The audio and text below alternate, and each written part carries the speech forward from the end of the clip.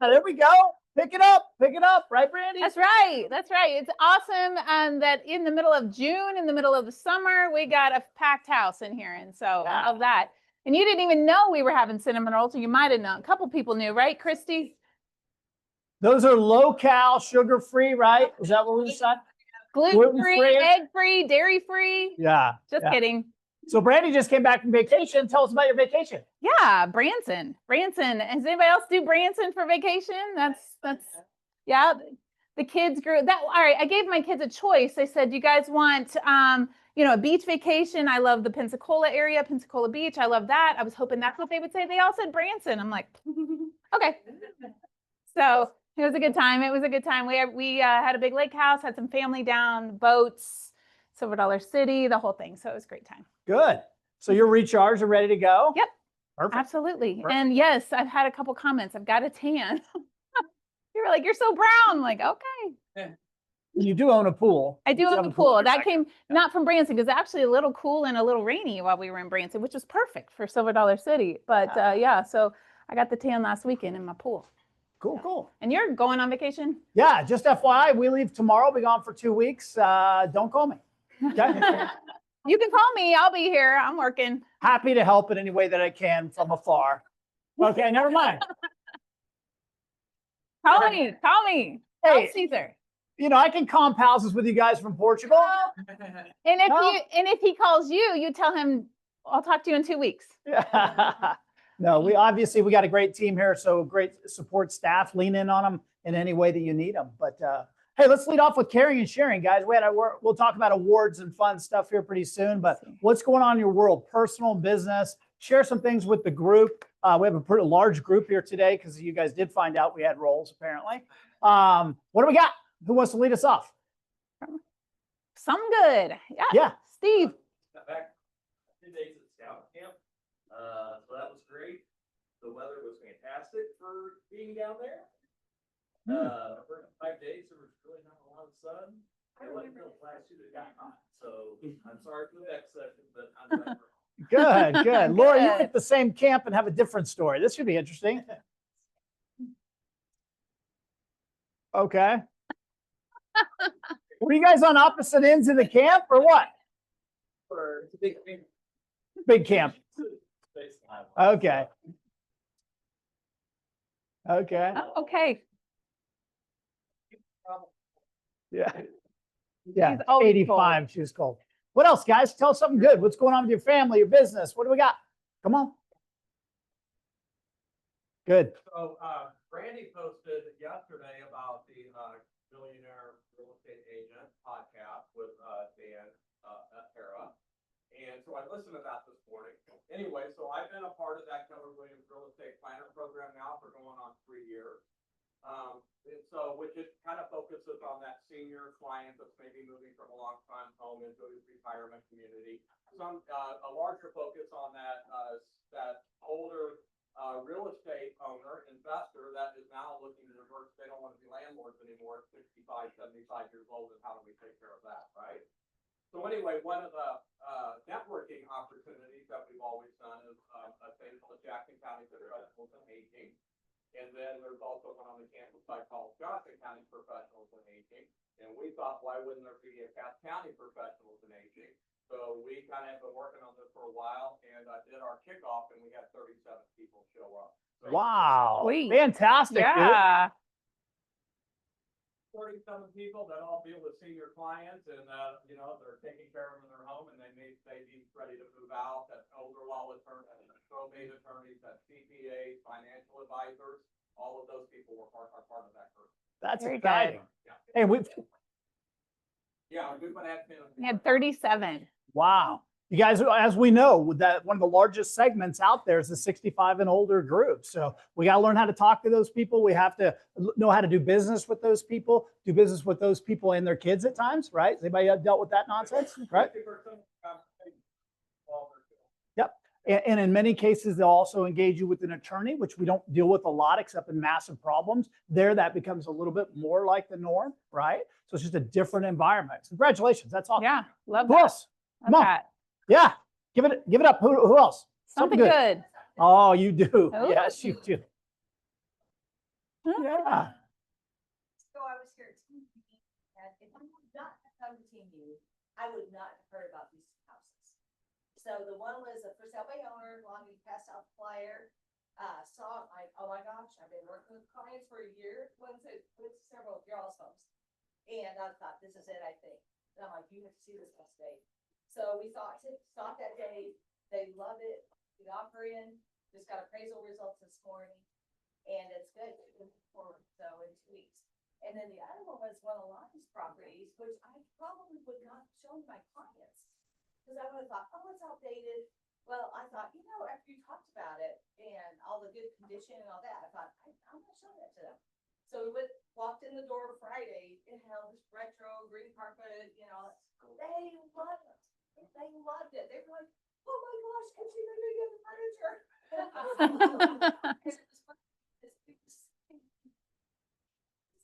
They didn't really want to close for like 60 days because they're leasing right now.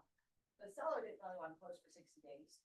She really wanted to leave furniture. They really wanted the furniture. Wow. So that was amazing. That was. Inspections. Thank you. Board appraisals. Yeah. So guys, you came here, I invested an hour and 15 minutes of your time, and I think a 700K-ish type sale, a little upper twos type sale. So $1 million worth of business, and you guys can do the math on that. Was that a decent investment of that hour and 15 minutes? And how long had you been working with that buyer that was looking for the unique acreage? I'm like, it's gonna have to be God, bring them together because he wanted rural, low taxes, he wanted pristine, upper end, And that house had it all, and I had been working with it for a year, but I helped them buy or sell like 6 times. Yeah. So you just do what it takes. You bet. You bet. Great. Yeah. So we punched out basically 2 off-market properties. You now have a buyer that you would be showing probably for infinity, right? No telling how many years. And now and those young couple got a nice, cute house. Turns out they liked 36-year-old carpeting. Who knew, right? I sold that on you though, right? That's what Marcus. Yeah. That's so cool. amazing. So cool. Good win. Good. Yeah. Wrestling, I guess it's you. Got back from Alaska, Dawson, but super exciting. It's not been solely good. What's one of the most beautiful on the planet. You have to be prepared to have super winter clothes and awesome summer clothes. So you can prepare. But I did want to say thank you, Brandy, because she took care of one of my buyers that is a little high maintenance. Raylan was in Colorado for a wedding. I was still out of town. Called into the office and Brandy took care of her, went and showed her, didn't even blink an eye, just took care of it for me. So that's what I call teamwork. And that's why we're. You're very, Yes. Give it up. Very good. Good job. very welcome. Love Happy to do it. Yes. While we're on that note, Brandy also took my high maintenance buyer out while I was out of the country. Yeah. And so I really appreciate that. And now they are under contract and they are actually my first buyer. So Yeah. Oh, good. There you go. Fantastic. Also, just a random fun fact, it's a social media influencer that her income comes from social media, TikTok. That is the majority of her income. And I just think that's way cool. So Yeah. I haven't had that come up. And she was waiting to see how this whole TikTok Yeah. thing was going to shake out to some extent, right? Yep. Yep. Yeah. Influencer in the making. Yeah. Anybody else? Move on. Got All a lot to right. cover today, don't we? Brent? We do. We got a lot. So we're going to move on. All right. We love our preferred vendors and I see several in the room. So let's get on it. Let's start with Todd Branson with Fairway Mortgage. Come on, Give it up Todd. for Todd. You're walking a little bit better. Better. Walking better. Here we go. Oh, love this guy. I know. Okay, so I have a question for you. Can an 82-year-old disabled veteran buy a house and get a 30-year mortgage? Yep. That was quick. Yeah. Anybody think Sharp you proof, can't? Todd. I know. Anybody think you can't? There'll be 112 at the end of the payoff. Of course they can. Yeah. I learned that like early in my career because I had an 88-year-old client. Can they get a 30-year? Yes, Todd. No discrimination. Now, can an 82-year-old disabled veteran get a VA home loan with a 67% debt ratio? Yes, if I'm the loan officer. So, you know, this was Nanette's deal and Lonnie's deal. And this guy's a great, great gentleman, but his income's weird. And when you're 82, your income can be a little bit weird. You got funds coming in and money in here, and pensions. And so I decided to, instead of just instinctively saying he's good to go, with a debt ratio of 67%, that's going to go to underwriting. So what we'll do at Fairway is we do a TBD underwrite, meaning a full underwrite of the file without a house. That's important when you get into a wonky income deal, right? The last thing I want to do is say you're pre-approved and you go find your house and I go, I can't do it. How many times that happened to you guys? Probably with loan officers. Oh, they're good. Happens. Because I get those calls. People go, what happened? You know, so in this situation, we did a full TBD underwrite, got it completely approved. Now it's just find your house. And so found the house, got him under contract. Nanette, I don't know, she's here. She's not in here. Oh, sorry, I'm looking for you over here. Now I remember on a Saturday afternoon, I got a call from a listing agent who used to be a Fairway manager, worked in my favor, and said, what? Like he starts asking me, tell me something good so I can tell my seller. Tell me this. So I just shared with him that we did a full underwrite TBD. No, there's no questions. His income is done. Now we just got to find the house. Yeah. Sure. We were VA, the other clients were not. And he sent Lonnie a very nice message after it was all said and done and told us what a great team Todd and I were working together. And had he not had a relationship with Todd and the conversations with Todd, he would have not accepted us. Yeah. The guy was pretty skittish about VA. He was skittish about a lot of things, but I think I put him at ease with a full underwrite ahead of time. So when you have a buyer that you know is a little bit odd, the income's a little bit weird, you know, maybe even self-employed, let's do a TBD. Let's get it in there and completely underwrite it because there's no reason not to. And if at Fairway, and we did this late at Prime Lending when I was leaving there, we started doing TBD approvals because you just have people with weird ass income. And so when you don't know for sure, get it in there. It takes a day or two, get it underwritten, get it approved, take that part, the income and the assets off the table. That all you got to now deal with is the agent finding the house. Make sense? Perfect. All right, 67% debt ratio. Let me know why how I did it real quick. That's not normal, right? That's debt ratio that's too high. So what you do in a situation like that is you increase the down payment. The VA guy going $400,000 purchase, he doesn't need a down payment. But if you put a little bit in the down payment, you quickly will change how the computer looks at the file. So if we put 20,000 down, he had the assets and he was okay with it, but $20,000 made the difference of being able to do a 67% debt ratio because the computer analyzed that he's not likely to walk away if he's put 20,000 down. Does that make sense? Good deal. Thank you. Yeah. Awesome. Thank you. So we talk about that all the time. Lenders are willing to take a risk if you help change the variables. So no down VA, 60% back ratio, no go. But they look at it like Todd said, if somebody's putting 20, 30, 40,000 down on that price range, now they've just insulated the risk. And now the lender's like, chances of foreclosure become almost non-existent. So game changer with that. And the TBD thing is just basically saying, I want this guy fully approved. I know you guys all work with different lenders, fully approved before we start showing them houses. Okay. Is that best practice anyway? Okay. It's what we're supposed to be doing anyway. And this guy was buying in what, Shawnee or Lenexa or something? Okay. That's convenient on a Sunday afternoon, right? No, not so much. Not so much. Not so much. Thanks, Tom. All right. Lisa Hutchings with Kaufelt Land Title. Lisa. Lisa. Oh, she's got a list. Uh-oh. Oh, no. I do want to say something funny, kind of piggybacking off of what Todd originally said. I had an 80-something-year-old lady at closing, and one of the parts that I do during my closing, I show them the final payment date, and she said, "Ha ha, joke's on them." I was like, "That's excellent. I will remember that for my entire career." Okay, just a couple things. When you guys have a seller that they're in a separation situation or going to be divorcing, or that looks like the way it's going, let us know. Let us know ahead of time, because how we present things, how we talk about things is just a little bit different. We've just had a couple lately where it's kind of started, the tones kind of started a little bit differently. And we're not sure if there's a problem with the transaction, with the relationship, with the, what it is. So that just is helpful on how we can get the closing running, and keep everyone in good spirits. In another episode of the bad guys making it hard for the good guys, there is now a new lien. It's called a self-imposed lien. We've seen them in Platte County, we've seen them in Clay County up to this point, and it's where they're using biometric imaging to place a lien on their property so that a title can't be transferred. The problem with it, I mean, the good part is they actually go in. It's basically a facial fingerprint, let's say.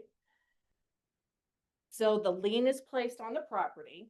The disadvantage is that it has to be released. You have to physically go and release it, just how you physically went and placed the self-imposing lien. So when we have those as they start coming up, sellers are going to have to go in ahead of time and release these liens, because we can't do it. No one can do it except the person that placed the lien, because they physically have to go. It reads their face. Why do they want to put a lien on it? So that the deed can't be transferred It's a fraudulently. safety thing. Mhm. So I thought you meant the bad guys were doing this, but you meant good guys were doing it to save. Yeah, protect but us. it's caused, the bad guys have caused the problem, I guess, is how I really should. If that homeowner has or something like that. They haven't gotten to that point yet. I'm not exactly There's sure. always one step ahead of us. Yeah. I have it. This is actually just new in the last 2 weeks. New to me in the last 2 weeks. The other thing that they're seeing is UCCs and fraudulent alert liens being placed. Same scenario. That is where a lien is being placed against the property saying it's froze. So if they go to refinance, we can't file the new deed of trust. The old deed of trust can't be released. Nothing can happen to that property until it's actually released. And it causes the person, the owner, to physically go to the county and release it. So that's kind of it's to prevent fraudulent activity to happen. So that's a big thing. Yes. Question, see how it's self-protective, so put that on there. Would that, inhibit you from getting a HELOC, you have to lose that thing first? Yes. It really, it doesn't allow anything to happen to that title. Transferring, adding, releasing, nothing can happen until the self-imposing lien has been released. Yes, ma'am. I have a great, in South County, so if I do anything related to property, I get a notification right away. Yes, and that's different. That is after the fact. So this is a freeze. It doesn't allow anything to happen.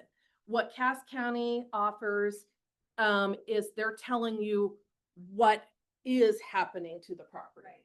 So if you refinance, or you get a HELOC, or it's going to tell you, you had a deed of trust filed, such and such, such and such.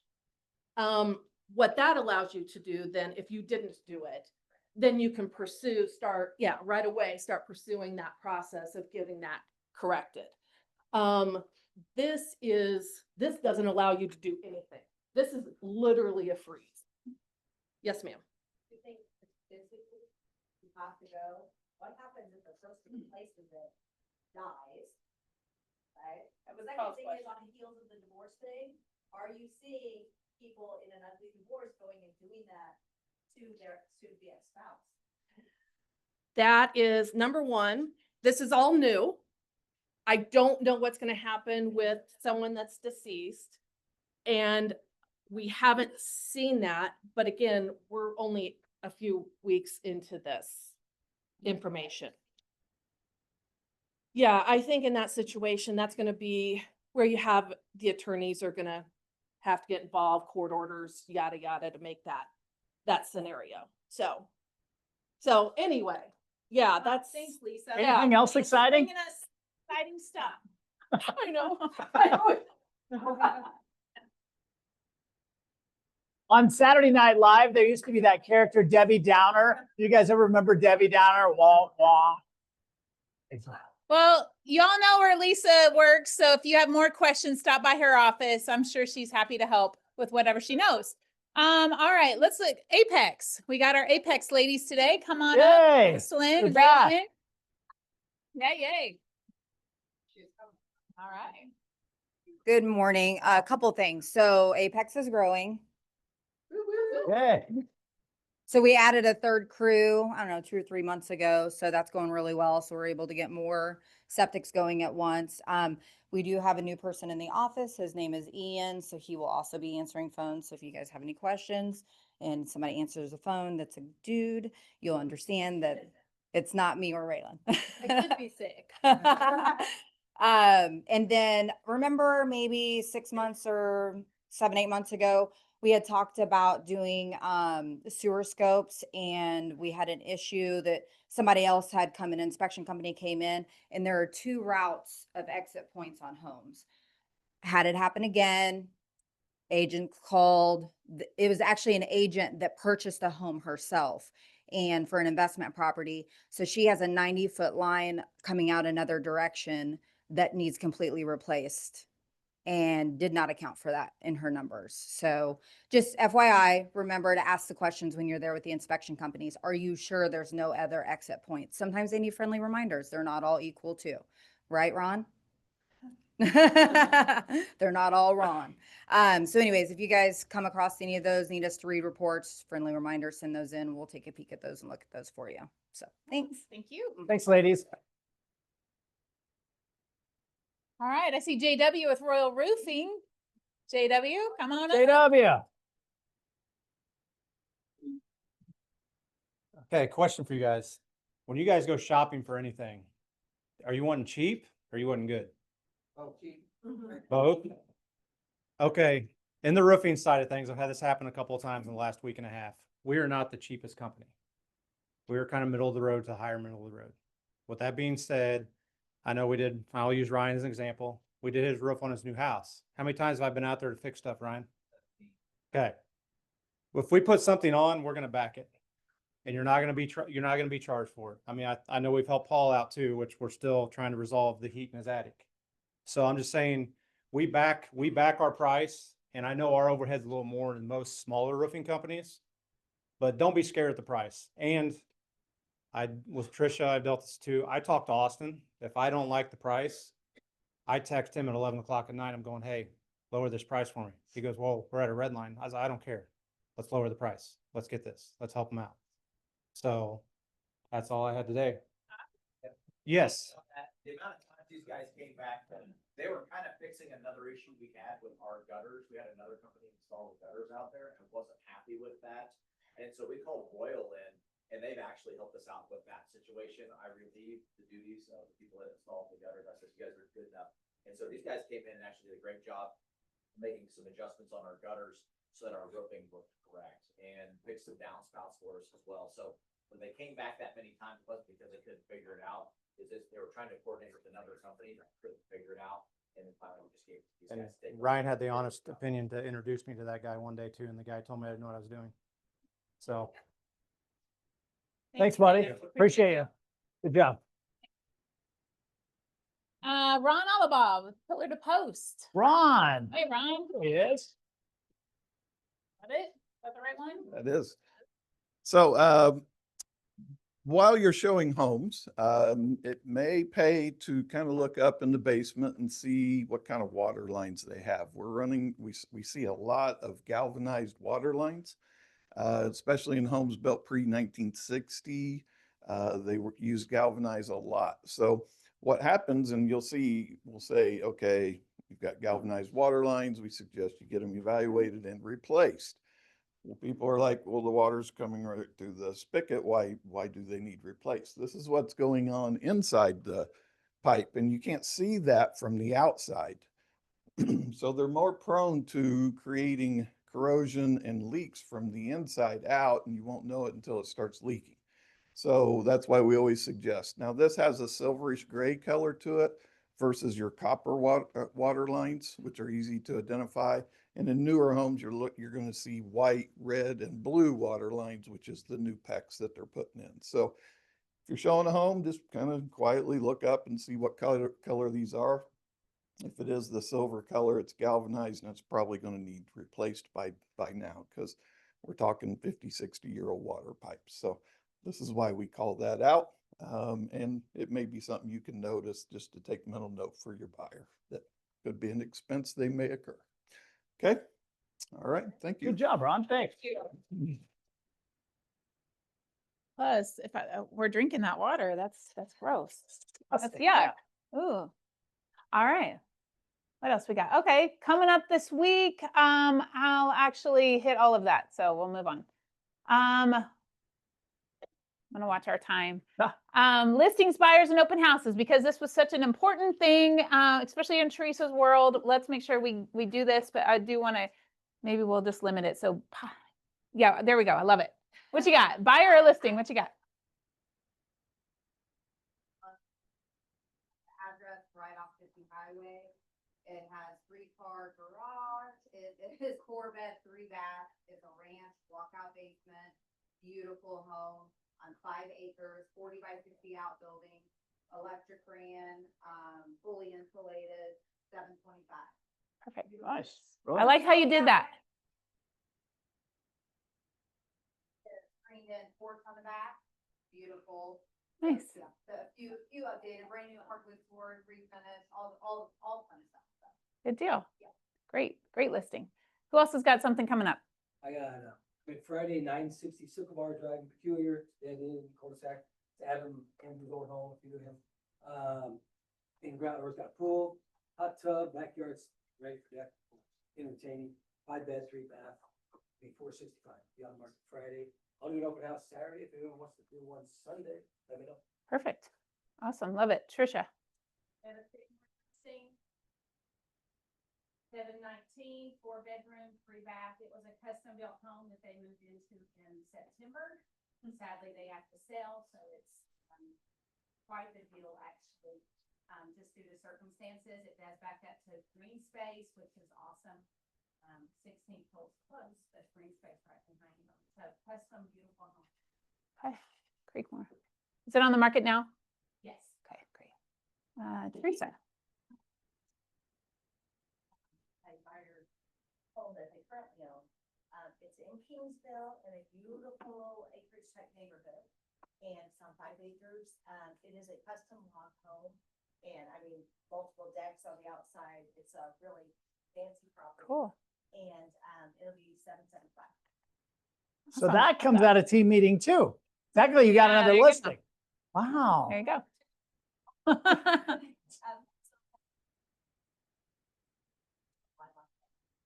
That's Woodbridge, Kansas property, tons of square footage, 1.5 stories, 6 bedrooms, 3.5 baths, and a full unfinished basement. I went in that property, just so you know, it looks great, and the basement has so much space it's not been utilized yet, so it's a big home. It's really nice. Remember to put these houses again on our Southland page. We need to continue to do that, guys. Mhm. And buyer needs Buyer needs matter too. too. There's so many matchups that happen within our 120 something people in Cass County, especially, but we need to continue to the gas pedal down on that. So Silas has probably got something coming that we don't even know about yet, but if he puts it out there, somebody may hear about it. Next thing you know, we're doing a deal, right? Well, and how cool is it when you're meeting with Cities, your but- buyers and your sellers, you can say, hey, I'm networking your property or your buyer need to 128 other agents in the county. So it's always a cool thing to say that you're working for your buyer, your seller. Yep. Tom. Yeah, got 20408 Cottonwood Drive, South Belton, acreage property, 2.7 acres. The seller kind of priced some emotion into this property. Her husband built it in 1984. He passed away last year, so I think she was trying to honor him as much as possible and get the most money, but I think we realized we're probably not gonna get that number. We will be doing a price decrease later on this week. So that's gonna bring the house down into the 5 have my way. But here we go. So this is a great house, earth protected, right? You don't feel like you're in earth contact when you're inside the home. You really don't. They've added a second story to it, so it feels like you're sort of in a story and a half. You got 3 bedrooms on the main level, 1 upstairs with its own living room, its own bathroom. The 2.7 acres is fantastic. You won't find a nicer piece of property. And it has a fantastic 30 by 40 outbuilding on it. So it's a great property. So don't let the earth contact version scare off your buyers. If you got somebody looking for acreage in that area, please bring them out. And Shelby's the neighbor. so And we've got Shelby's the great neighbor in neighbors. the area. But it's like I say, it's a great home and the seller has given me permission to say that they're motivated. Our Raintree property, I'm just gonna be honest, we're all friends here, right? The remodel was a little subpar. So we weren't quite getting the money where we were hoping for. So we have lowered that one down to $399 and we are motivated and are willing to look at offers on this also. So Raintree Lake, story and a half, 4 bedrooms with a pool. It looks okay, because it's not expensive. All right, very good. Yep. It's done. What is it? They just did all the changes recommended, they did just the basics, that's all. they did, yeah. So- That happens a lot, doesn't it? Yeah. Here's what we're gonna do, and then you go over there and go, oh, you're obviously not done. Oh, sure we are, right? That kind of thing. We've got 2 in Creekmore. One's a 2-story, 5-bedroom, 5-bath, finished basement. The bar's nicer than any restaurant around. At 630. You guys have somebody, big family, those sorts of needs. The house is impeccable. We just went pre-MLS on a really nice C&M reverse on the 8th hole of Creekmore, 620. They're going to do an estate sale and all that here at the end of the month, and we go live the middle of next month. And this is the one where I really want somebody to, Julie, you really want a contract on this one. So, yes. So Ashley Dwyer with Recycle, say hi, Ashley. Yeah, there you go. She was nice enough to bring us flyers today. And sometimes this works, doesn't it? We just did one of these kind of sales the other day doing this. This is 821 Old Paint. Tell us just a little bit about it real quick. So that was on the market for $569. Mhm. It is a 4-bed, 3-bath, 3,100 square feet. It's a reverse, built in 22, so everything's wonderful. Soft close cabinets, quartz, granite, hardwoods. The pool table stays. They're leaving the jukeboxes. Oh, fun. Yeah, so great house. We just little slow traffic over the weekend. I think everybody was out of town. So if you guys could sell it, that'd be wonderful. There we go. So let's just put a bounty on this house. And by the way, this is a nice house. Yes. This makes Julie's world very nice, right? Yeah. So let's get that train going. Yeah. So I think Julie's bounty is like maybe ice cream all summer for somebody that brings you the deal. See, we got it. We got it. Thanks for doing that. Good luck. Yeah. You guys keep that in mind. If you have any, by the way, a lot of people want to build these reverses. They're not that easy to find places to build them anymore unless you want Summit to build it. But nonetheless, this is turnkey, ready to go and loaded. So keep that in mind. What else? Sweet. Great, Anything Nicola. else? Yep, Great. Glinda. The life farm here in Belton, Meadow Creek, 3-bed, 2-bath, very well maintained, ADA compliant, over behind the hospital. It's ready to go. It's also different. Awesome. Very good. What's the price on that one? $325. Nice. Very good. Good job. If you need somebody with ADA, requirements, somebody with handicap or wheelchair or something like that, keep that one in mind. Okay. Anybody else? Last chance. If not, you have to put it in the Facebook group. Yep. All right. All right. Our ALC Spotlight. We've got the Growth Committee with Sandy and Shelby going to come and give us an update on the Growth Committee. Yay. Give it up for the Yay. ladies. Keep talking, ladies. We're gonna share it. Okay, so we have a really fun training coming up July 22nd. We are going to join here in our team meeting at 11:30. And what we'll be doing is spending 30 minutes and we're gonna see who can tag the most people the fastest, because I know we're A, B, C, or D You mean in their database? in their database. I'm thinking I would. Yeah. Oh, no. Database. Sorry, always be thinking database. Sorry, always. I like that. So, and then Miss Sandy has brought some fun surprises. To tag with the DTD2, finish up on that. And we're also We're gonna go through, I think we're getting back to the basics. We're going to, oh. Is that healthy? Yeah, Is that healthy? yeah. Okay, so we're gonna get back to the basics. We're gonna go through command, all the applets briefly, and then we're gonna go over to KW Connect, which I don't know how many people know about that. Anybody? Yeah, I'm a techie. Oh, so a lot of people, so a lot of people don't know about it. There's a lot of training in there, and we're here to show you all about it. Thank We're you. gonna have 3 drawings too. Oh, nice. Giveaways. Yes. I So, love that. Very good. Thank you, Growth Thank Committee, you, for- ladies. Good job. So keep that one on your calendar. It's in about a month, but if you need help cleaning up and organizing your database a little more, let's come do that. It'll be a fun thing, and evidently prizes and giveaways. So love that. Thank you, Growth Committee.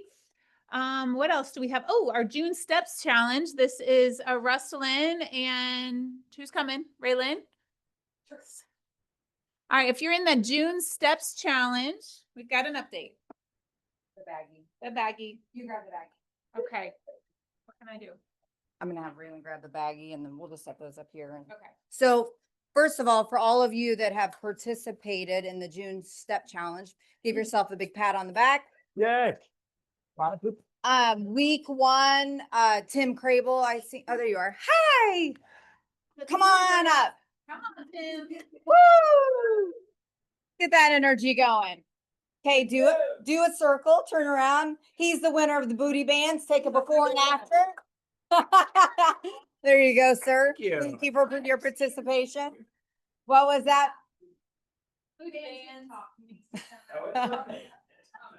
Here, I'm gonna have you draw. Oh, I'm drawing. Yeah, you Okay. draw. All right. Okay, so this is week 2, and this is sponsored by Fairway Todd. Thank What's up, you. Todd? Okay. Raylan, the winner. Oh, nice. Very good. All right, and these are for the folks that turn in their numbers. In week 3, Okay, one more. We got one more. and we have another one next week. This one's by Ron with pillar to post. Sorry. I only got one. Micaiah. Mc- Micaiah. All right. Good job, man. And she got weights, walking weights. They're like little 1 pound, or actually they're 2 pounders, and same with little ankle weights. So Cool. congratulations to everybody. Good stuff. Thank All you. right, guys. make for sure you guys turn in your numbers. I'm gonna leave this here for you to leave that for her, and then we'll have our finale this next week. Thank you. Okay, thank you. Thanks, Very ladies. good. Keep getting those steps in. All right, what do we got next? There's our calendar. That's our training calendar. Don't forget, we post this. We post it in the featured section on Facebook. You can also get a paper copy over here in the copy room area. If you like that, we're working on some Google calendars and some other ways to keep you in the know of what's going on, because there's a lot going on. We don't want you to miss out. All right, next Monday is the 6 personal perspectives. It's the last 2, step 5 and step 6 of the 6 personal perspectives with Tim. And Tim's doing a great job teaching these. So step 5 is removing your limiting beliefs, and step 6, being accountable. Tim, anything you want to say about that?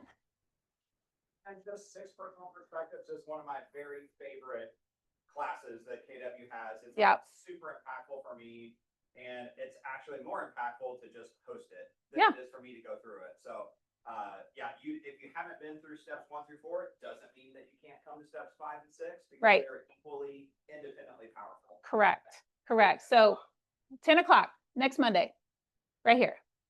All right. Jake Keith was going to be here. He was going to talk about this, and he got called out to go do a sewer something or other, something lovely on a house. So if he comes in later, he has something he does want to say. He has a book, I think a giveaway, something like that. So we'll give him some time at the end if he makes it. But he has a training class. This is a first of 2-part series. And again, you don't have to come to one. You don't have to come to both. You can come to one or the other. But tomorrow at 10 a.m., he's going to be talking about growing an investment portfolio. So this is for your personal growth, your personal wealth, growing that investment portfolio. And then the next month, he'll be talking about how to make it last. So once you've created this portfolio, how do we make it last all the way through retirement? So We appreciate Jake bringing his expertise on that to help our agents set you up. It's more than, that's one thing I love about this office and this company is it's not just about selling houses. We care about all aspects of our agents and providing education, health and wellness and, building your wealth and all that stuff. So check us out tomorrow, 10 a.m. with Jake Keith. Also, after Jake's class, we give you a little bit of time to go run and grab a lunch or bring a lunch. Yeah, we do. We have some time to go grab a lunch or bring a lunch and stay for lunch bunch. Lunch bunch, where it's just a bunch of us getting together with our lunch and eating together and getting to know each other. I think the rule is, Miss Kay, we're not allowed to talk about real estate. That's right.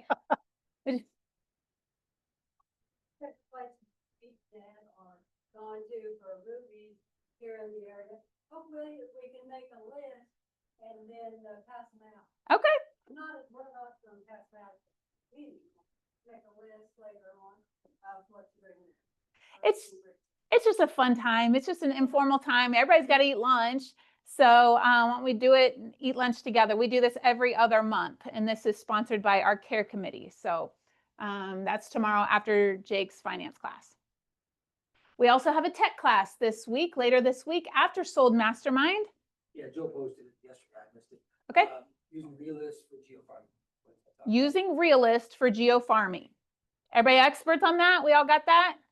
If not, you might want to come to And if Joe's you don't class. know what it is, definitely come to the class. Do you know what Realist is? Do we know what geofarming is? If not, be at this class Thursday at 2 p.m. With Joe Goodwin.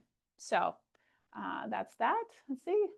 I want to make sure we have time for everything else. Oh, we love this. This is our up-to-date, our market standings where our office stands. Everybody's familiar with this chart, right? Hopefully it's in your listing presentations, your buyer presentations. This shows where these are Cass County based offices and shows where Southland stacks up against everyone. We just, I don't know. I don't even know. It kind of speaks for itself here. Congratulations. Give it up for good yourself, job. guys. Good job. Doing a good job. It's not an easy market out It's there, not. and you guys are up, and that's really, really impressive. So, but it's gas pedal down. There's a lot of distractions in the summer. Todd has yet to lower interest rates, so we're not getting Come on, the Todd. tailwinds from the mortgage companies. But you guys are out there hustling. You're getting it done. We're doing a lot of in-house deals, which I love, as you know, some off-market deals, all those kind of things. Those things add up. Many of the companies that are based in Cass County are smaller companies. Guess what? We were a smaller company. We built into a larger company. So we are not going to apologize for being now what's become the bigger dog on the block. Right. But let's use our size. Let's use our influence to our advantage. Otherwise, it's overrated if we're not doing that. If you're not going on a listing appointment in Cass County, especially with this, in case you need to pull that tool out of your tool belt, and I know some of you guys don't, you just wing it. If that's not part of your listing presentation, use it, don't use it, but have it there. Okay, that could be the difference of getting hired versus some of these wonderful companies and people. They might say, wow, there's a big difference in influence with this company versus this company. I like both the agents, but Laura Crotty isn't the big company that seems like they have the most influence. Which one are they going to go with? Could be the difference of getting hired. By the way, I get hired with this kind of stuff all the time, and I've been doing it 24 years. So Nice. just lean in on these things, guys. You've earned it. And I saw some of you take a picture of it. We'll have Caesar send it out. So you'll have a PDF, a nice clear copy you can print. All right. We do have some awards to give out. I'd like to start with Profit Share. Remember our Profit Share. Anybody get some Profit Share? Whoop, nice, Annie. Yeah. Why is this? I think they oiled. That's I don't awesome. know. I'm doing tricks. Brandy's juggling. Profit share. All right. Anybody got some profit share and some money show up in your account just randomly this month? Darren, I saw you got some. I got some. I was like, oh, what's that? You don't normally see when you're checking your bank statement a plus sign next to the amount. And I was like, oh yeah, profit share. I forgot. So I have some. We have year to date, our office has given back $31,975 back to our agents year to date in 5 months. Yeah. So that's pretty good. And that's real money. That's real money that went out, and it's now other people's real money. So we love that. And then here's our top year to date, our top profit share earners. Again, year to date in the first 5 months of the year, Sandy Paxton, look at you, girl. $2,800. What do you call that? Mailbox money? Because it just shows up. I think you started back when it probably did come in the mailbox. Now it's direct deposit. It just shows up there. But Lonnie, Brandy, Stephanie, I like, if you notice, we got Stephanie and Ryan. We've got Lonnie, and then I know Amber, you're on the list. I just didn't have enough places. So I love that when husbands and wives are able to do that. So if you have a spouse, you can get in the business. I don't know, it all works out. So congratulations to all of our profit share earners. If you want to know more about how you can grow your profit share or what is this profit share, come talk to me. I'd love to talk to you about how you can be a part of that. Free mailbox money. All right. You ready for some awards? Okay, I need maximum energy. I have a lot of caffeine, so you guys need to match my energy, please. Tim will help from the back. Yeah, there we go. Nice, Tim. Usually you're right here in the spit Tim. zone. We'll start with the group category. This is for the month of May. These are May awards. You guys set records in 3 different categories. They were the best May in the history of the Market Center. These are the people that really made it happen. Is that That's cool? fun. Did you hear what you said? What did I say? What did you just say? You said the best May in the history of the Market Center? In several categories. In several That categories. doesn't deserve any applause, apparently. There. I think it does. Number 3 in the group category. Group means 3 agents or more. The Finn Realty Group, 1.9 million. Good job. Number 2 in the group category. Lonnie Branson Real Estate, 1.925. Hey, Any New Edge guys here? Silas? Yep, How about Silas that? is here. 2.3 million. Nice job. good. In the team category, team is 2, right? Full Circle Real Estate, 510,000. Yay. All right. Number 2 in the team category, O'Connor Real Estate, husband and wife team, 826. All right. Good job. Number 1 in the team category, our number 1 team did 850,000. Good job, Brick and Mortar. Brick and mortar. Job, team. Okay. Trivia question: How many people in an individual category? I think one. Yes, sharp today. Number 10 individual, Elena Harlow, 620,000. New agent, by the way. So you got to do 620 just to get in our top 10 as an individual agent. That's really cool. Yeah. Number 9 individual, he's golfing today, or he would be here. Nathan Priest, 635. Jake Keith, apparently sewers over team meeting, 651. Good job, Jake. Number 7 individual, Brannigan Barnett. She just keeps clicking along, 671,000. All right, Jake. Number 6 individual, Russell York, 680,000. Very exciting. Number 5 individuals, Marsha McKenna here. Where's Marsha? No, Marsha. I didn't see her. 700,000. Not bad. Yeah. Yeah. Number 4 individual, Tony Doherty, 785. Good job, Tony. Number 3 individual, Catherine Nichols, 815,000. New Excellent. agent. New agent. Yeah, there we go. You can't make any money as a new agent, right? Can't. Market's too tough. Number 2 individual, she's rocking and rolling, 1.4 million. Trisha Hansen. Good job, Trisha. Good job, girl. Number 1 individual, he's a knucklehead and a good friend of mine, Scott Swagger, 1.42 million. Good job, Scott.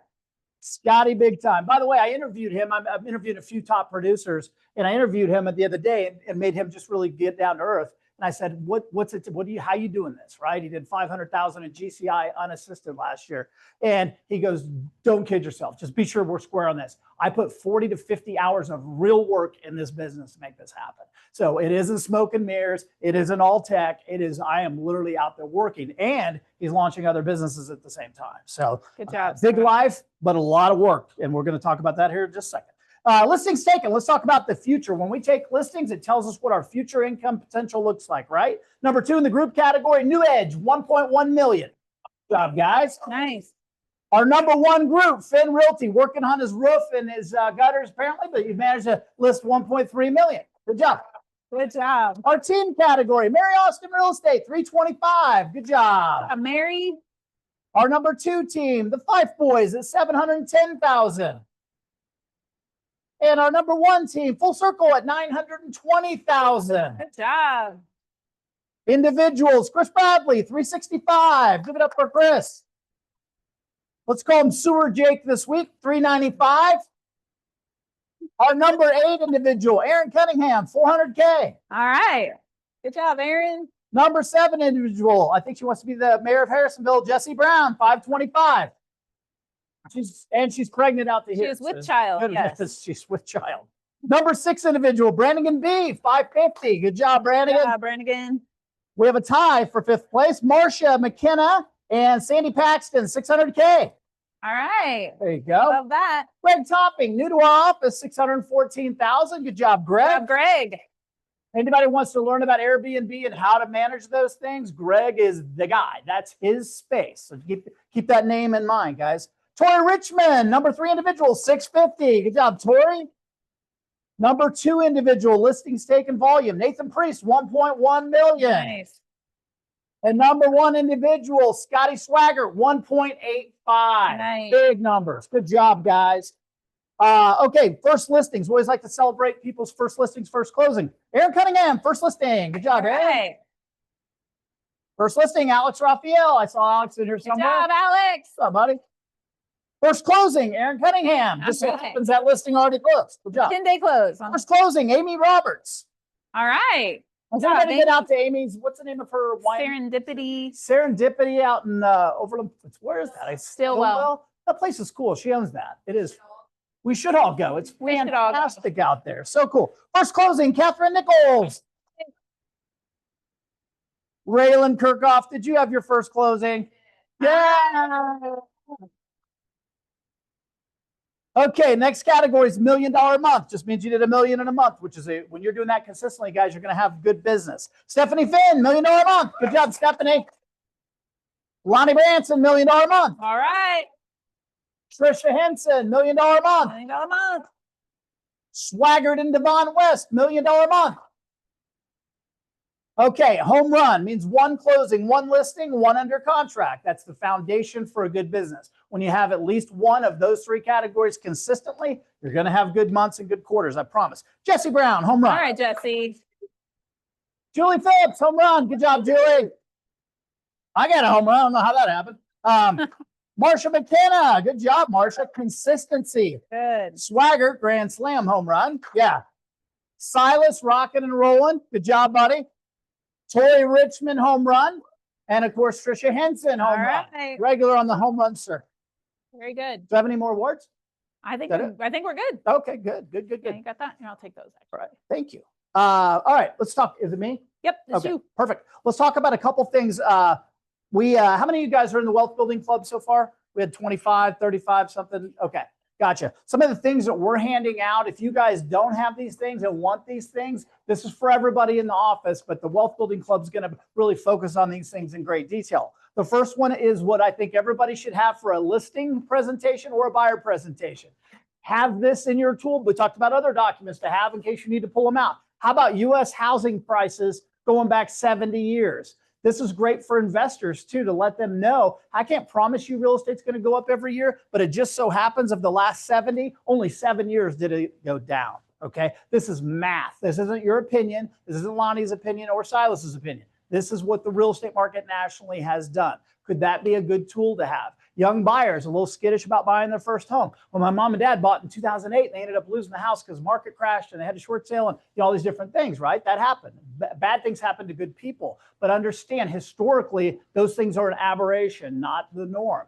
There's no guarantee on what housing is going to do in the future, but I like a 70-year track record. I'll take every single time. You guys get that? That's a document you may want to have. It's up here if you would like it. In wealth building, we also talk about how real estate can build wealth just about as fast as anything. I'm addicted to it. It's not for everybody, but it is for me and it's for the people that are in my world. This is what I call the Belton Beauty duplex example. You missed it this time, Chad, sorry, but you need to look at this. This is just an example of what an investment property looks like when purchased and how it amortizes down over a period of years and how we can project what not only the value of it should look like with just a conservative 4% appreciation, but what we do know, as long as Amber beats the rent out of the people, they will make that mortgage payment, right? It's going to build equity, which is going to build wealth. You guys get that? Value goes up, loan goes down. The gap in between is wealth building. That's something we want to focus on in a big, big way. The other thing that's really cool, if you're a real geek like me, that duplex rents for $2,500 a month in this example. Rents also go up at about a 4% clip. So 10 years from now, it's not $2,500 a month anymore. It's $3,500. You guys get that? Okay. So the whole goal is, how do I own that thing free and clear so that $3,500 a month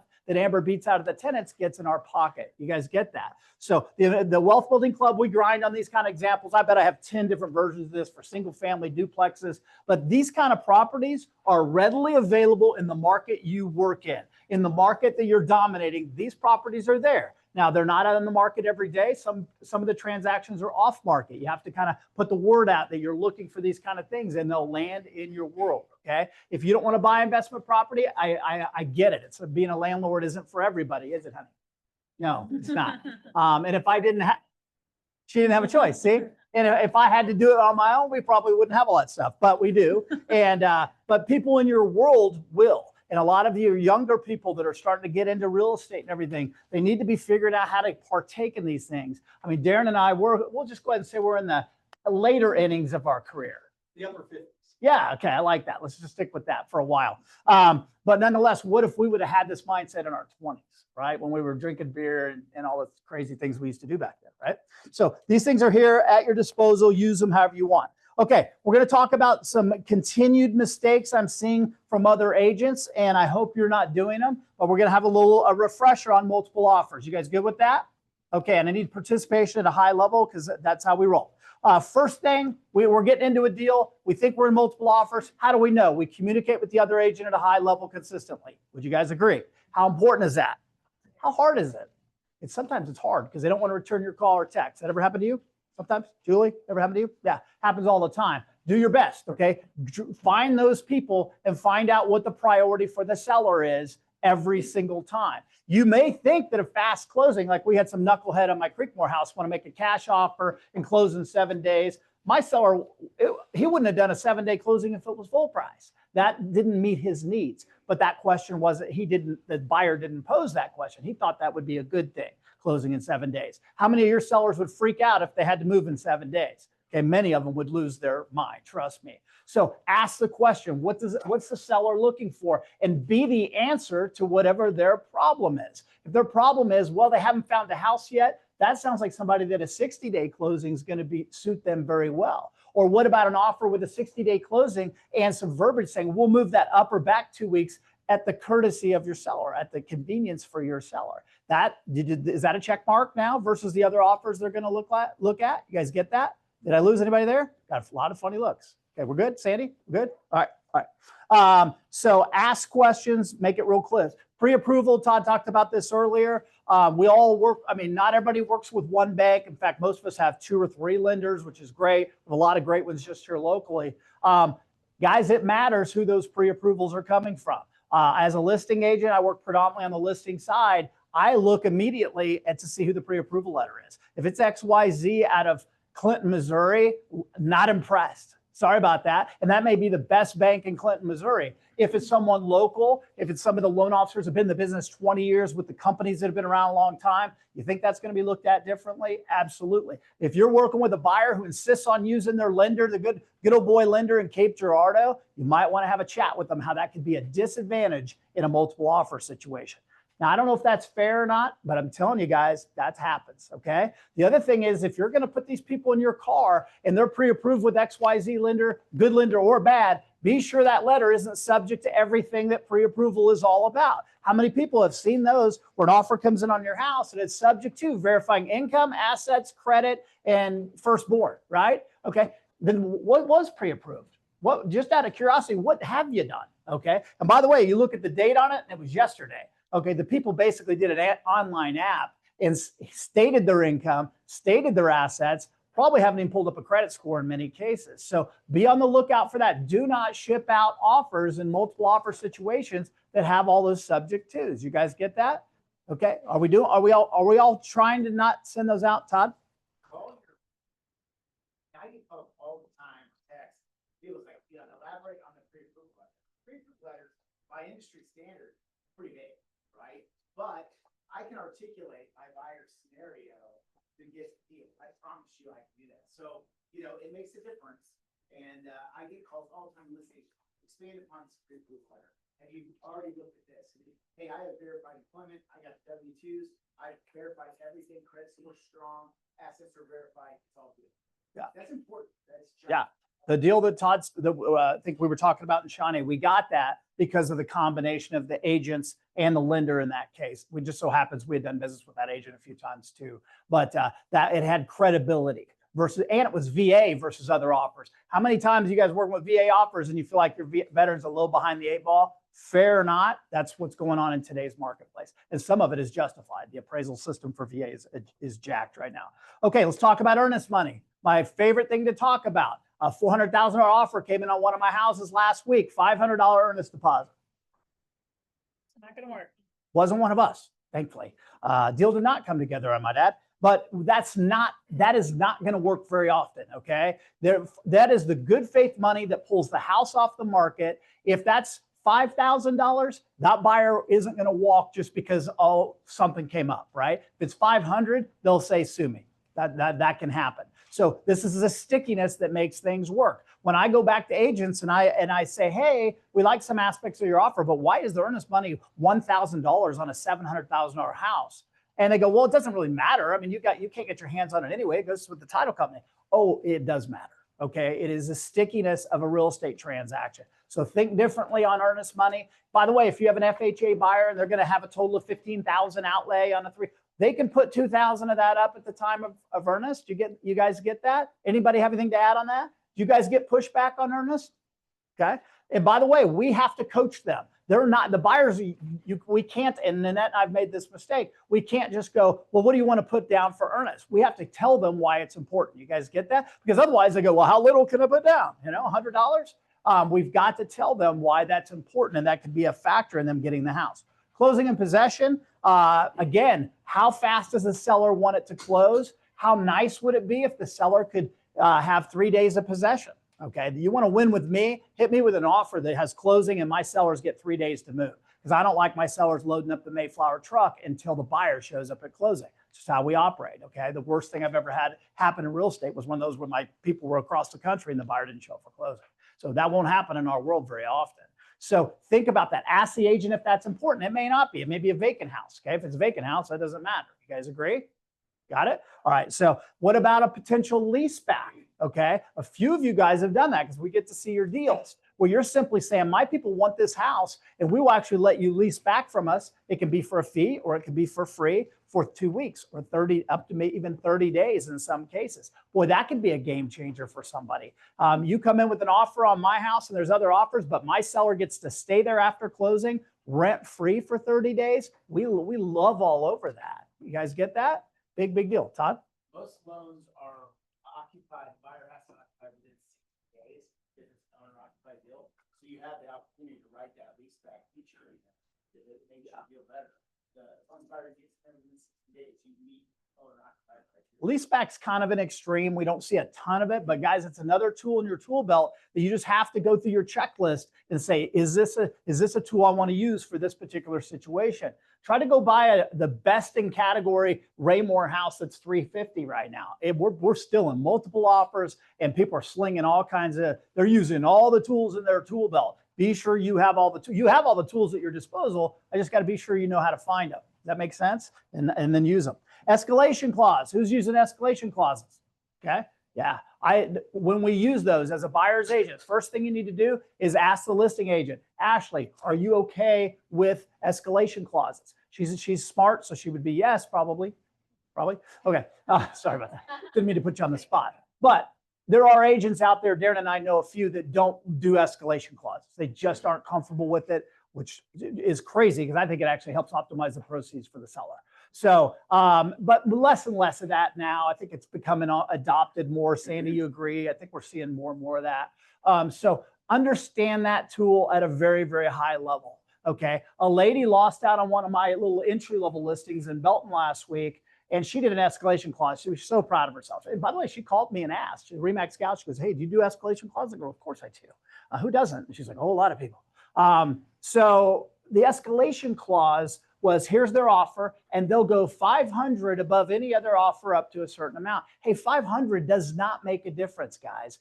Price is only one factor. Her person was VA, Okay. Again, in this house VA, I was a little concerned. The other deal was conventional. That that offer was net $500 more because of our escalation feature. You guys get that? But that we didn't even consider that. What if it was 2,500 more? We might have looked at this thing totally differently. In fact, I would go ahead and say she probably would have got the house. So when she asked me afterwards, why did I not get the house? By the way, she had a really low earnest money too. So I said, well, first of all, the earnest money looked weak. Secondly, I don't think you have a very effective tool that you're using when you use a $500 number on top of any other offer.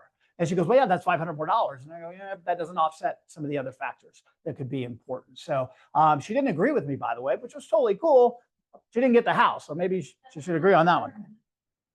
But anyway, can't train everybody. Not everybody's trainable, as we're finding out in this business. So 1,000 minimum, in my opinion. 2,000, you get in the upper price. Swaggart and I put $1 million deal together. His was 5,000. Okay, that's the kind of number that does make it. Was it 10? 10,000? Can't remember. It was a big number. Yeah. Where's Ernest? It was the other term.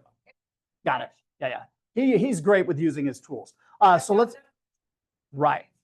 talk about appraisal waivers. Okay. Many of you guys were doing business with buyers. They're getting a loan. They have to get an appraisal. We can't do appraisal waivers. If they have money, we can do appraisal waivers. For example, this is a $300,000 house. My guy has to pay $320 to get it. That happens a lot. And they have money in the bank. So if it doesn't appraise at the $320, they can cover the gap. And there's all kinds of strategies around that. Review the documents, guys, and understand how that appraisal waiver document can be used. Another situation, if your guy's putting 50% down on a house, $500,000 house, he's only borrowing $250, why not just do a full appraisal waiver? Todd may do an appraisal or the lender may do an appraisal, but it doesn't matter. If it comes in $30,000 short, the LTV doesn't, there's no PMI that's going to kick in or anything like that. But if you have that conversation with the buyer, they'll understand what you're talking about. You guys get that?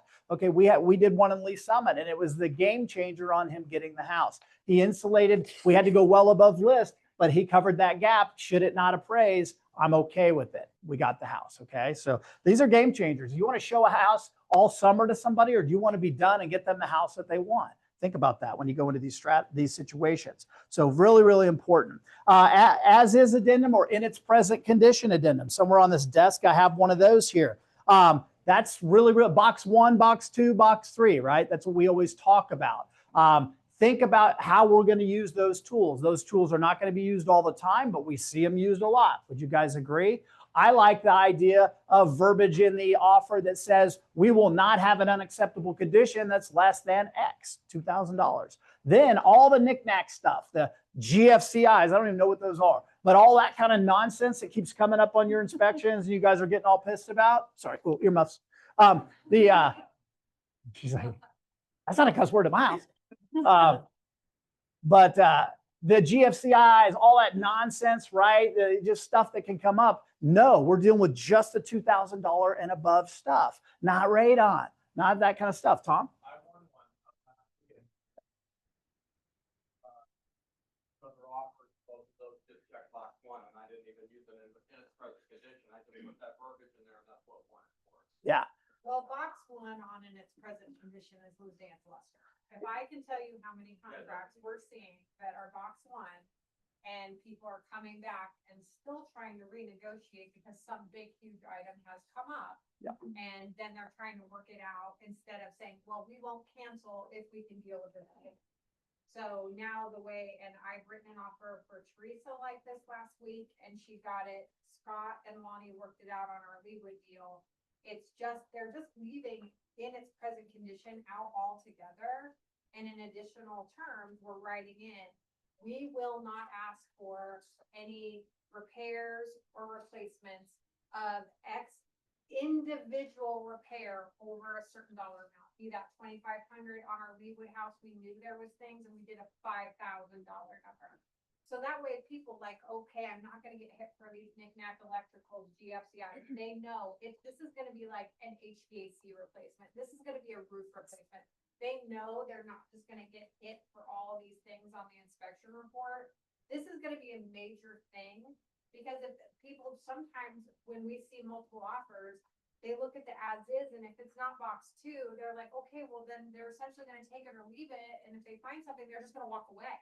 So box one's the advanced muster. Understand this document, guys. We got to know this at a high level if you want to operate at a high level. Box one for me, when I get them on my listings, I don't even care. I don't even like it, to be honest with you, because if you really follow the letter, what Amber just said of box one, it's a take it or leave it box, okay? When I represent a seller, if something comes up, I don't like take it or leave it because I don't want them to leave it, right? I want to at least have a conversation. Whereas technically I could go, hey, we're box one. So just go ahead and send us a accepting as is or cancellation. That's what box one is, guys. Think about that. That's what you're getting into there. Box three, we don't see a lot where people are waiving inspections totally, but it can happen. And box two is the crazy one that I'm sure they'll do away with here this year, where you simply say, hey, the buyer is going to do an inspection just for their information. That's a crap show. Earmuffs. That's a crap show, and it's not working out very well. So that'll probably change here. But what about limited inspection too? We can say, hey, the only thing we're inspecting is a sewer line. The only thing I'm inspecting because the roof is 12 years old is the roof or roof and sewer. And everything else, we're not even going to inspect. You can do that too. You can make it a very narrow inspection. That's a great tool as well. Because again, if these big ticket items truly show up, if the deal goes south, the seller is going to have to fix and disclose that. They're definitely going to have to disclose it, right? If Rustlin comes in and goes, hey, your sewer line is broke, it's going to be 12 grand or whatever it's going to be, and the deal dies, they're going to chew that ground with the next person. Why not chew it with you? You can go ahead and get it squared away. Yeah. Yeah, that's where you're going. No. Like another back under contract with someone else. We had previous inspections that were in supplements, but there was not further investigation on the roof, which was explained in their, recommend professional to come that they saw some issues.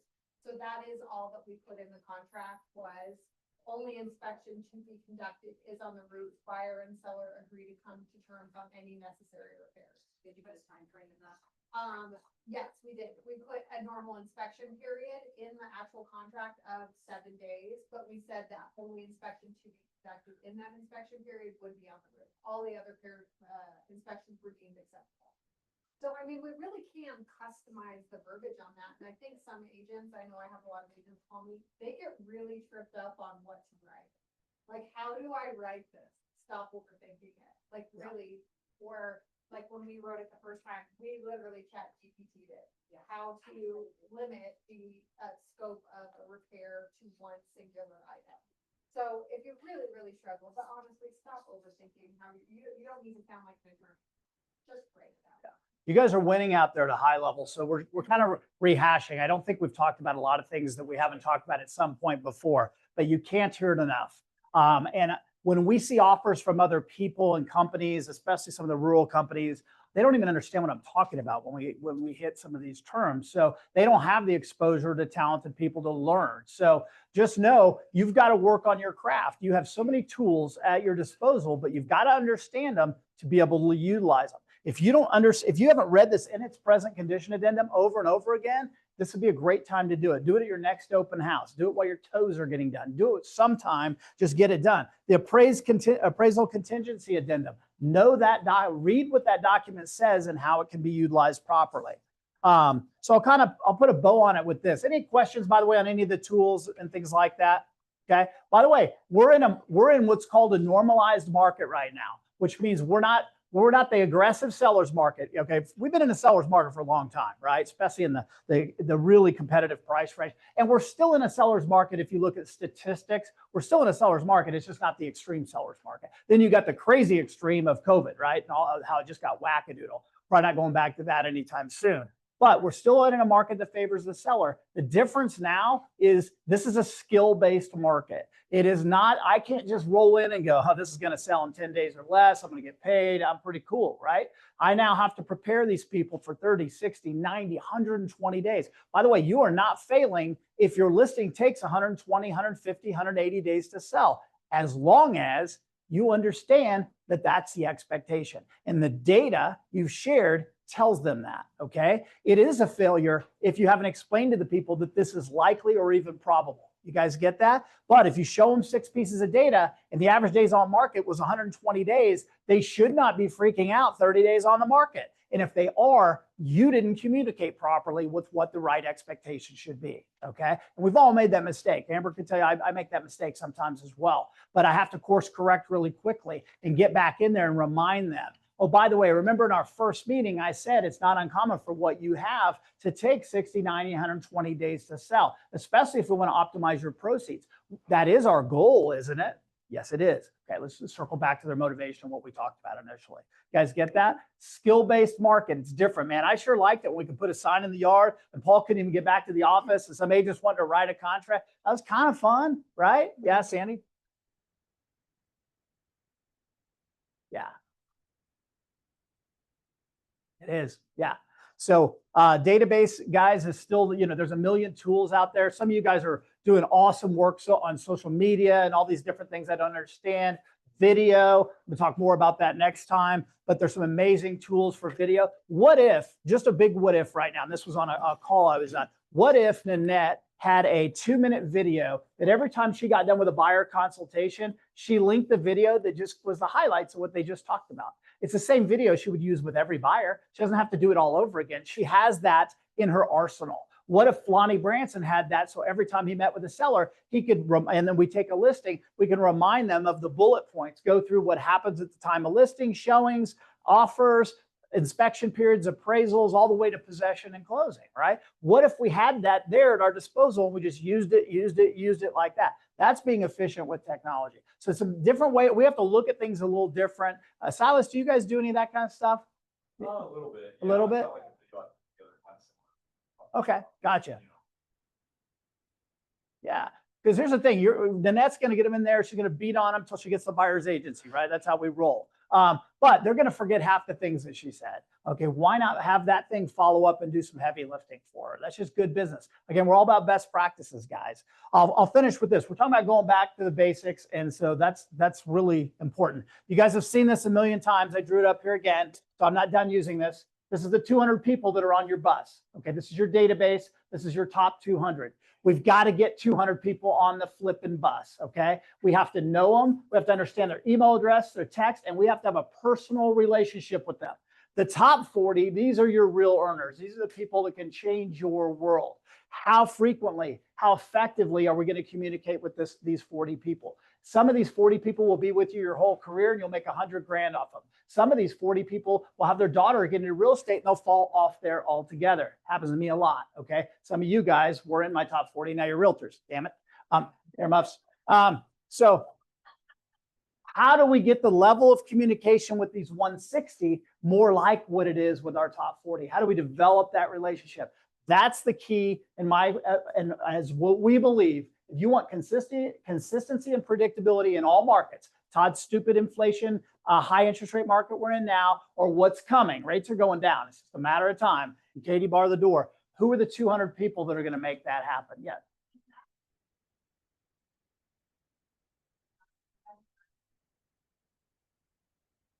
Okay. Yeah. Yeah. Everybody's always looking for this secret sauce and all that kind of stuff. I will tell you, it's the people that are working on this plan to identify who these people are in the world. And every time you're doing an open house, every time you're doing an event, you're meeting another person and you're bringing them potentially into this grid, if that makes sense. The reason that's important, people fall out of the grid too. They move out of state. They die, okay? People, Darren and I, we have clients dropping like flies, okay? It's just what happens, right? It's just what happens. So anyway, I think I'm done. Do you have anything else? I actually do. Go. I got one thing. Okay. I want to thank Christy Weiler of Granny's Bakery. She's our agent, but she also owns a bakery, and she brought the cinnamon rolls. So if you didn't get one, get one. The blueberry lemon. I didn't try the other ones, but the blueberry one, amazing. And also, you do things for agents, like you could do closing gifts, pop buys, that kind of stuff. You want to tell us a little bit about that since you brought the goodies today? So, I have, like, Ryan gave me an idea to do, like, maybe a box of goodies upon closing, and, I can do something similar to that. A lot of things, though, when it comes to home baked fresh goods, is they have a way shorter lifespan than something you buy from the store. But if you have a couple of things in mind, like you would like to get maybe some cinnamon roll or some cookies for their kids, or something like that, all you have to do is just let me know. I bake almost every single day, and so I can easily pitch you into, into my planner. And then also Seminoles make a really great closing gift. I can easily pop by the home they just closed on, set them on the calendar and run right out. Like, it's super simple and they're really good. They're very So, good. I am always readily available for any of your big needs. Awesome. Thank you. Awesome. Thank you for bringing the treats today. Yes. So she delivered, did all the work, was so worth it. Yay. Shout out, she did great. Thank you. Very Good good. job, Christy. All right, that's it. That's it. All right. Guys, congratulations on an amazing May. By the way, June, I'll let you know, but we're right on the cusp of having what could potentially be the best June in the history of the Market Center in a bad market. Good job. Did I say any bad words? Did you hear any?